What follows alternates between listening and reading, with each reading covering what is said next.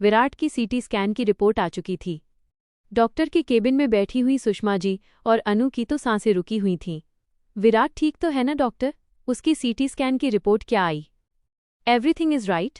सुषमा जी ने बड़ी बेचैनी के साथ डॉक्टर से पूछा। अचानक से जोरदार टक्कर लगने की वजह से मिस्टर विराट के सिर की खून की नसों में सूजन आ गई है। घबराने की कोई बात नहीं है, हम लोग अपना ट्रीटमेंट कर रहे हैं। लेकिन इस सूजन की वजह से हो सकता है कि उनकी याददाश्त पर असर पड़े। ऐसे में आप लोग घबराइएगा मत, डॉक्टर ने सुषमा जी की तरफ देखते हुए कहा। विराट खतरे से बाहर है, यह सुनकर सुषमा जी की जान में जान आई। उन्होंने अनु की तरफ देखा, फिर उसे समझाती हुई बोली, महीने 1.5 महीने में विराट फिर पहले की तरह ठीक हो जाएगा। तुम इस तरह घबराओ मत।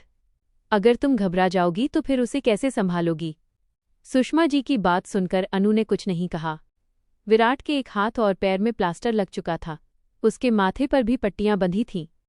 डॉक्टर के कहे मुताबिक सच में विराट को कुछ भी याद नहीं था। वैसे भी डॉक्टर उसे नींद का इंजेक्शन देकर ज़्यादा से ज़्यादा सुलाकर रखते थे ताकि उसके दिमाग पर जोर न पड़े। 3 दिनों के बाद उसे अस्पताल से डिस्चार्ज कर दिया गया। सुषमा विराज मेंशन में विराट घर आ चुका था। डॉक्टर का अनुमान सही था, उसे कुछ भी याद नहीं था। कुछ धुंधली सी तस्वीरें उसके दिमाग में बनतीं, लेकिन जब वो सोचने के लिए जोर लगाता तो उसके सिर में दर्द होने लगता। हालांकि सुषमा जी ने विराट की देखभाल के लिए एक नर्स और एक वार्ड बॉय को भी घर में रख दिया था, लेकिन फिर भी अनु खुद उसकी देखभाल करती। अनु को देखकर विराट को हैरानी होती कि यह कौन है। वो तो अपनी मम्मी सुषमा जी को भी नहीं पहचान रहा था, लेकिन दीवारों पर लगी हुई बड़ी बड़ी तस्वीरों की वजह से उसे इस बात का अनुमान हो रहा था कि ये उसकी मम्मी है। अनु जब जब उसके पास आती तो विराट को बहुत ऑकवर्ड फील होता था। जब वो देखता कि सारी सारी रात वो उसके पास बैठी रहती है और कभी उसे दवाइयाँ देती है तो कभी प्यार से उसके सिर को सहलाती है, तो उसे बड़ा संकोच होता।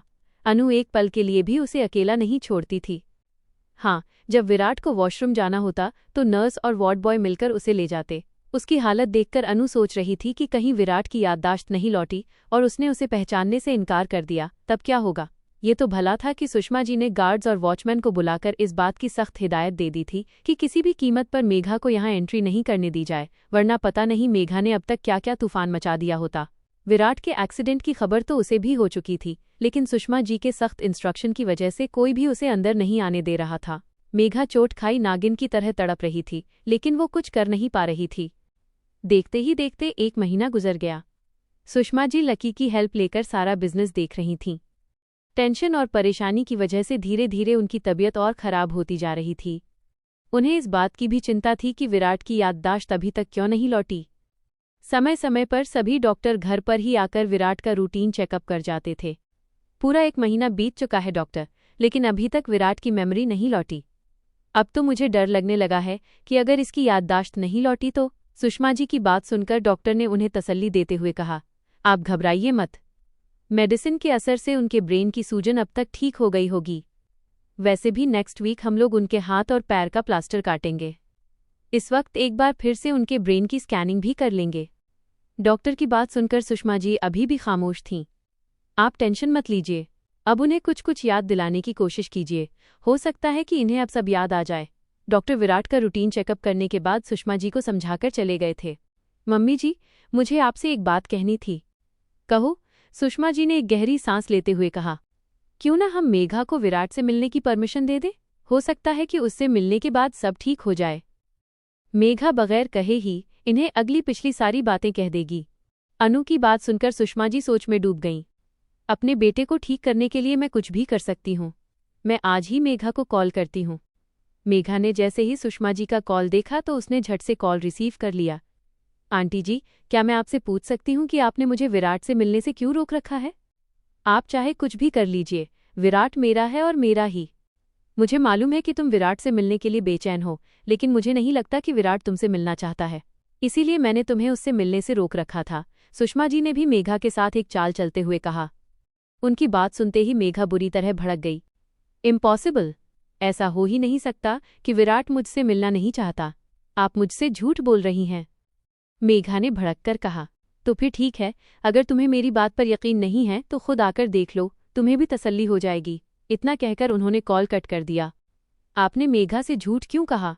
उसे ये क्यों नहीं बताया कि विराट की मेमोरी लॉस हो चुकी है? अनु ने हैरानी से उन्हें देखते हुए पूछा। विराट की मेमोरी लॉस हो चुकी है, ये बात हमने सभी से छुपा कर रखी है।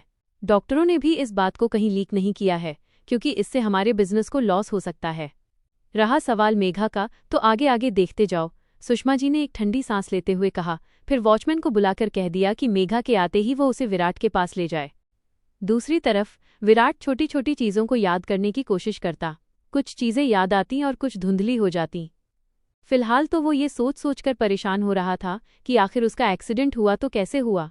उसके ज़हन में कई तस्वीरें बनती थीं और बिगड़ती थीं, लेकिन साफ साफ कुछ नज़र नहीं आ पाता था। पैरों में प्लास्टर होने की वजह से वो खुद से चल फिर भी नहीं पा रहा था। इस वक्त भी वो गार्डन में व्हीलचेयर पर बैठा खुद के बारे में ही सोच रहा था। तभी उसने एक बेहद खूबसूरत और स्मार्ट लड़की को अपनी तरफ आते देखा। उसके चेहरे का एक्सप्रेशन और उसकी चाल बता रही थी कि वो इस वक्त बहुत गुस्से में है। कौन है ये, और मेरी तरफ इस तरह गुस्से में क्यों चली आ रही है? विराट अपने मन में ये सोच ही रहा था कि तभी मेघा उसके करीब आई और दोनों हाथों से उसकी व्हीलचेयर पकड़ती हुई गुस्से से बोली, पूछ सकती हूँ कि ऐसी क्या बात हो गई कि तुम मुझसे मिलना नहीं चाहते? मगर मैं तुमसे क्यों मिलना चाहूँगा? मेघा की बात सुनकर विराट ने हैरान होते हुए कहा, ओह, तो इसका मतलब आपकी मम्मी ने बिल्कुल सही कहा था। तुम इस बात को भूल रहे हो मिस्टर विराट कि मैं इतनी आसानी से तुम्हारा पीछा नहीं छोड़ने वाली। तुमने मेरे साथ धोखा किया। उस 2 कौड़ी की लड़की अनु के लिए तुम मुझे नहीं छोड़ सकते, मेघा ने गुस्से से बौखलाते हुए कहा। इतने दिनों में विराट को ये बात तो मालूम हो गई थी कि जो लड़की इतनी दिलोजान से उसकी सेवा कर रही है उसका नाम अनु है। मगर ये लड़की अनु के लिए इतना बुरा भला क्यों बोल रही है, और न जाने क्यों इस लड़की को देखकर मुझे ऐसा लग रहा है कि मैं पहले भी इससे मिल चुका हूँ, मगर कहाँ? विराट की खामोशी को मेघा ने कुछ और ही समझते हुए गुस्से में आकर व्हीलचेयर को धक्का दे दिया। तुम कुछ कहते क्यों नहीं?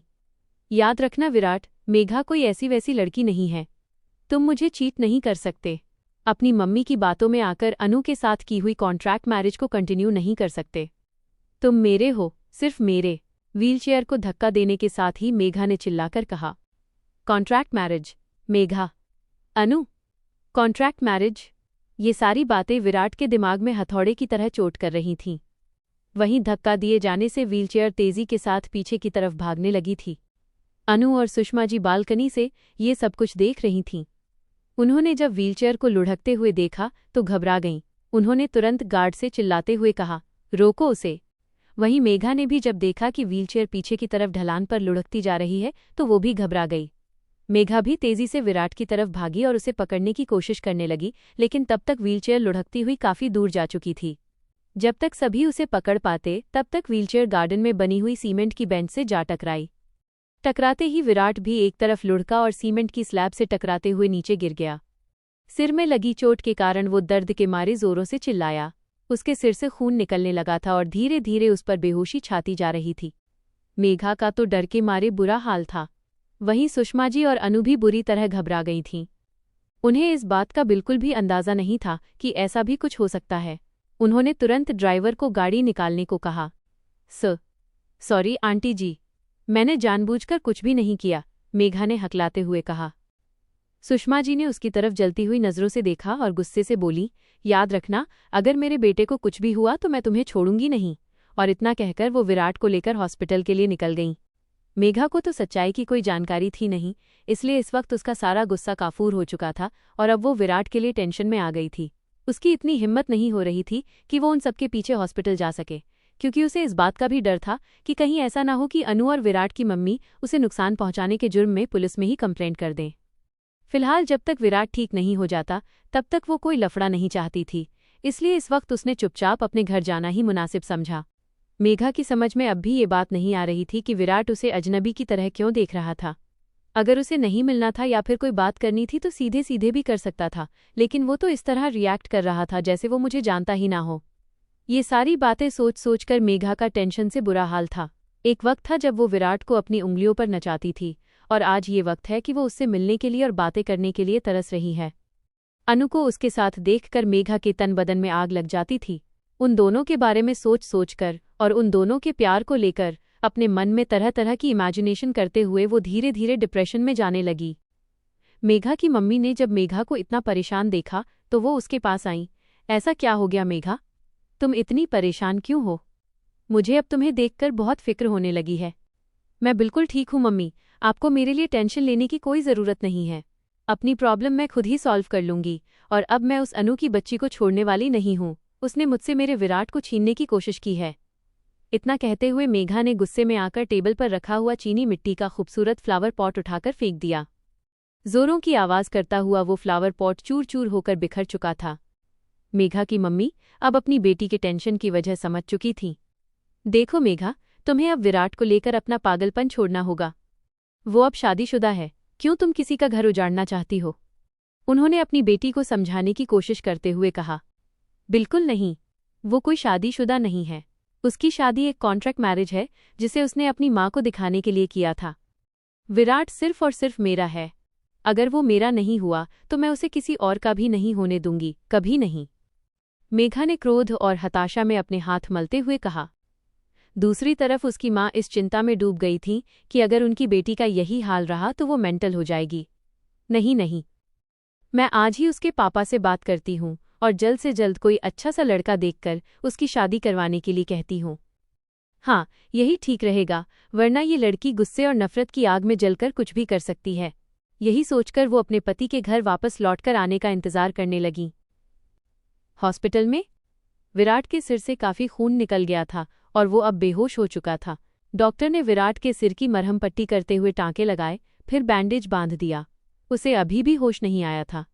सुषमा जी ने डॉक्टरों को सारी बात बता दी थी।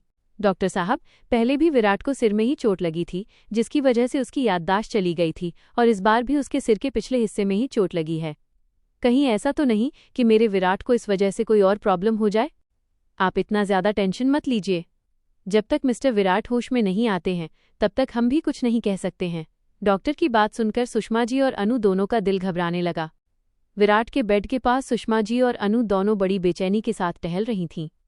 तभी उन्होंने देखा कि धीरे धीरे उसके शरीर में हलचल हो रही है। ये देखते ही उन्होंने पास बैठी नर्स से कहा, मेरे बेटे को होश आ रहा है सिस्टर, प्लीज डॉक्टर को बुलाइए। सिस्टर ने भी जब विराट के शरीर में हलचल देखी तो वो भी तेजी के साथ डॉक्टर को इन्फॉर्म करने के लिए चली गई। 5 मिनट के बाद ही डॉक्टर भी वहां पहुंच चुके थे। विराट की आंखें अभी भी बंद थीं और वो दर्द की वजह से कराह रहा था। अब सभी को उसके होश में आने का इंतजार था। डॉक्टर ने उसे एक इंजेक्शन लगाया और उसके गालों को थपथपाते हुए उसका नाम लेकर आवाज देने लगे। अपनी आंखें खोलिए मिस्टर विराट, क्या आपको मेरी आवाज आ रही है? लगभग 3-4 बार डॉक्टर ने धीरे धीरे ऐसा किया। सबने देखा कि विराट अब अपनी आंखें खोलने की कोशिश कर रहा था। आगे क्या होगा, ये सोचकर अनु और सुषमा जी की जान अटकी पड़ी थी। तभी विराट ने अपनी आंखें खोले और सुषमा जी को अपने सामने खड़ा देखकर वो बेड से उठने की कोशिश करने लगा। मैं यहाँ कैसे? ओह, मुझे याद आया, मैं आपको लेकर अस्पताल से निकल रहा था कि तभी एक गाड़ी मुझे टक्कर मारते हुए चली गई थी। इतना कहते हुए उसने चारों तरफ देखा। अनु की आंखों में आंसू देखकर उसने मुस्कुराने की कोशिश की और धीरे से बोला, मैं अब ठीक हूँ, परेशान होने की जरूरत नहीं है। विराट की बात सुनकर डॉक्टर के होठों पर जहां मुस्कुराहट आ गई, वहीं अनु और सुषमा जी ने भी चैन की सांस ली। भगवान का बहुत बहुत धन्यवाद, तुम पूरी तरह ठीक हो चुके हो, सुषमा जी ने कहा और उसे अपने गले से लगा लिया। डॉक्टर ने विराट को अपना ख्याल रखने की हिदायत देते हुए कुछ दवाइयां लिख दी और अस्पताल से डिस्चार्ज कर दिया। विराट अब अपने घर आ चुका था, इस बात से बेखबर कि पिछले दिनों उसके साथ क्या क्या हो चुका है और अब अगर मेघा उससे मिलेगी तो उसका रिएक्शन क्या होने वाला है। फिलहाल इस वक्त उसे सिर्फ और सिर्फ अपनी मम्मी की फिक्र हो रही थी। उसे याद था कि उस दिन डॉक्टर ने फिर से सुषमा जी की कीमोथेरेपी शुरू करने को कहा था। रात हो चुकी थी। विराट अपने बेडरूम में लेटा हुआ था। अनु उसकी छोटी से छोटी चीज का ख्याल रख रही थी। उसके चेहरे पर किसी भी तरह का कोई तनाव नहीं था। ये देखकर विराट सोच रहा था, अनु को देखकर ये बिल्कुल भी नहीं लग रहा है कि उसे किसी बात की टेंशन है, जबकि ये बात अच्छी तरह मालूम है कि अब मेघा किसी भी कीमत पर उसे मेरी लाइफ में नहीं रहने देगी। एक तरफ अनु के बारे में सोचते हुए उसका दिल दुखी हो जाता था, लेकिन वहीं दूसरी तरफ जब मेघा की याद आती तो उसका पुराना प्यार फिर से जीवित हो जाता। उसे ये सोच सोचकर शर्मिंदगी हो रही थी कि वो चाहकर भी इस वक्त अनु को अपनी जिंदगी से बाहर नहीं निकाल सकता है, क्योंकि उसके घर को ही नहीं बल्कि सुषमा जी को भी एक बार फिर से उसके प्यार और सेवा की जरूरत है। और वैसे भी मम्मी इतनी आसानी से अनु को घर से बाहर नहीं जाने देंगी। वो किसी भी कीमत पर मेघा को अपनी बहू स्वीकार नहीं करेंगी। यही सोचता हुआ वो दवाओं के असर से गहरी नींद में सो गया। मेघा का घर। मेघा विराट के बारे में सोच सोच कर पागल हो रही थी। उसने अपने आदमियों को इस काम पर लगा रखा था कि वे विराट की पल पल की खबर देते रहें। जैसे ही उसे ये बात मालूम हुई कि विराट अब ठीक है और अपने घर आ चुका है तो उसकी खुशी की कोई सीमा नहीं रही। मेघा की मम्मी ये सब कुछ देख रही थीं। अपनी बेटी की हरकतों से उन्हें बहुत बुरा लग रहा था। मेरी बात तुम कान खोलकर सुन लो मेघा, ये तुम बिल्कुल भी ठीक नहीं कर रही हो। विराट अब शादीशुदा है, क्यों किसी लड़की का घर बर्बाद कर रही हो? और मैं आपको पहले ही बता चुकी हूँ मम्मी कि मैं और विराट एक दूसरे से प्यार करते हैं और ये शादी तो सिर्फ एक ड्रामा थी। ड्रामा है और ड्रामा ही रहेगी। विराट सिर्फ मेरा है, मेघा ने पूरे आत्मविश्वास के साथ जवाब दिया। लगता है मुझे अब तुम्हारे पापा से बात करनी ही पड़ेगी। बहुत जल्द कोई अच्छा सा लड़का देखकर तुम्हारी शादी करवाती हूँ, वरना अपनी हरकतों की वजह से तुम हमें कहीं मुंह दिखाने लायक नहीं रहने दोगी, मेघा की मम्मी ने बड़ी तल्खी के साथ कहा और वहां से चली गईं। मेघा ने अपनी मम्मी का मुंह बंद कर दिया था, लेकिन वो इस वक्त खुद भी इसी सोच में थी कि कहीं ऐसा तो नहीं कि विराट ने अपना मन बदल लिया है। अनु के मां बनने की खबर सुनकर कहीं उसने अपना इरादा तो नहीं बदल दिया। नहीं, ऐसा कभी नहीं हो सकता। वह मुझसे बहुत प्यार करता है, उसने अपने आप से कहा। तभी उसके दिल से आवाज आई कि अगर ऐसा है तो उस दिन वो उससे अजनबियों की तरह क्यों बिहेव कर रहा था। उस दिन की याद आते ही एक बार फिर से उसका दिल घबराने लगा। विराट से दूर होने की कल्पना से ही वो बेचैन होने लगी। मुझे बहुत जल्द विराट से मिलकर बात करनी होगी। वैसे भी कॉन्ट्रैक्ट के मुताबिक उसका समय खत्म हो चुका है, ऐसे में अब अनु का उसके साथ रहना बिल्कुल भी ठीक नहीं है। लेकिन मैं क्या करूं? अब तो मुझे कोई सुषमा विराज मेंशन में एंट्री भी नहीं करने देगा। मुझे इंतजार करना होगा और जब विराट ऑफिस जाना शुरू करेगा तो मैं उसे ऑफिस में ही आकर मिलूंगी। हाँ, यही ठीक रहेगा। इस बारे में मुझे लकी से भी बात करनी होगी ताकि बाद में किसी तरह की कोई उलझन न रहे। यही सोचकर उसके मन को थोड़ी शांति मिली और चेहरे पर भी सुकून के भाव उभर आए। सुषमा विराज मेंशन। सुषमा जी इस वक्त बाहर गार्डन में बैठी सोच रही थीं कि अब मुझे विराट से साफ साफ और खुलकर बात करनी होगी, लेकिन इससे पहले एक बार लकी से बात कर लेती हूँ क्योंकि इन सब चीज़ों का आइडिया देने वाला वही शैतान है। हाँ, यही ठीक रहेगा। मुझे लकी को घर पर बुलाना चाहिए और उससे ही इस मसले पर बात करनी चाहिए। यही सोचकर उन्होंने लकी को कॉल किया। दूसरी तरफ लकी ने जैसे ही सुषमा जी का कॉल देखा तो बुरी तरह घबरा गया, उसका गला सूखने लगा। वो सोच रहा था कि उनका कॉल रिसीव करूं या ना करूं, परंतु मुझे उनकी कॉल तो रिसीव करनी ही होगी। आज नहीं करता हूं तो क्या हुआ, कल तो करनी ही पड़ेगी, उसके बाद डांट पड़ेगी वो अलग, इसलिए मैं उनसे बात कर ही लेता हूं। यही सोचते हुए उसने फ़ोन उठाया और धीरे से बोला, प्रणाम आंटी जी, आपकी तबीयत कैसी है और विराट कहाँ है? पिछले काफ़ी दिनों से वो ऑफिस भी नहीं आ रहा है। वो बिल्कुल ठीक है। मैंने तुम्हें इसलिए कॉल किया था क्योंकि मुझे तुमसे कुछ अर्जेंट काम है। क्या तुम मेरे घर आ सकते हो? हाँ, मैं घंटे भर के बाद आता हूँ ना। इतना कहकर उसने जल्दी से कॉल कट कर दिया। मुझे पक्का यकीन है कि आंटी जी मेरी खबर लेने के लिए बुला रही हैं। हे भगवान, मेरी रक्षा करना। इतना सोचते हुए वो परेशान होने लगा कि वो सुषमा जी को जाकर क्या कहेगा। तभी उसकी नज़र दरवाजे पर गई और उसे मानो 440 वोल्ट का झटका सा लगा।